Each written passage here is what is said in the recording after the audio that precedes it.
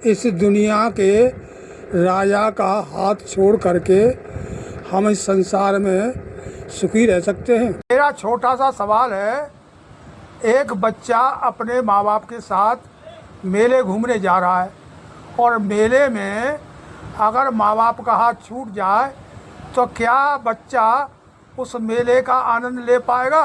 ये सवाल हम सभी का है। माँ के गर्भ में होते हैं तो हम असली पिता से वादा करते हैं कि तेरा साथ नहीं छोड़ेंगे, और संसार के बाहरी मेले में आकर के हम 3 महीने तक तो साथ रहते हैं और 3 महीने के बाद हम असली पिता का हाथ छोड़ देते हैं। हम नकली माँ बाप का हाथ थाम लेते हैं और वो थोड़े से समय के बाद ही वो हमारा साथ छोड़ करके जाने कौन सी दुनिया में चले जाते। जब इस संसार के मेले में कष्ट होने लगता है फिर हम असली पिता की खोज शुरू कर। आत्मा से वादा करके और धोखा किया है, उसका परिणाम क्या क्या तरीके से उठा रहा है।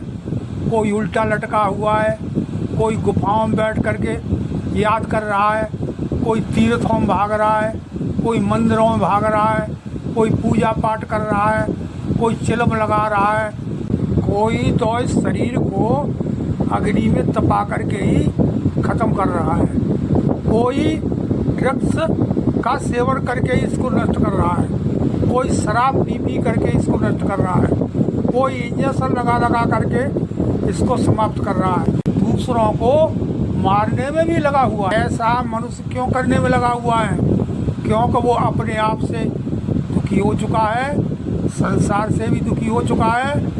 अगर उसको दोबारा से परमपिता परमात्मा का दिव्य दर्शन हो जाए तो उसके सुखों के भंडार खुल सकते हैं। ज्ञान प्राप्त करना ही इस जीवन में सुख का मार्ग है। चाहे संसार में कुछ भी कर ले, बिना उसके ज्ञान के अलावा संसार में उसको सुख मिलने वाला नहीं है।